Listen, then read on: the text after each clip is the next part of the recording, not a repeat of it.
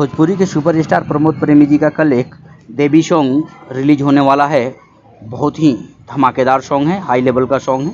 Song का title है देवी मैया अइहें घरवा मोर। इसमें हमारे प्रमोद प्रेमी जी का मधुर आवाज़ है।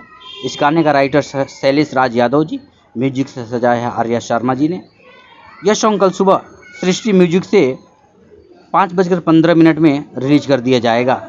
तो आप लोग बिल्कुल तैयार रहिए। कल सुबह सृष्टि म्यूजिक पर जाना है, गाने को ढेर सारा दुलार प्यार देना है। साथ ही अगर आप हमारे चैनल पर नए हैं, हमारे चैनल को सब्सक्राइब कीजिए, ढेर सारा दुलार प्यार हमें भी दीजिए। नमस्कार, प्रणाम।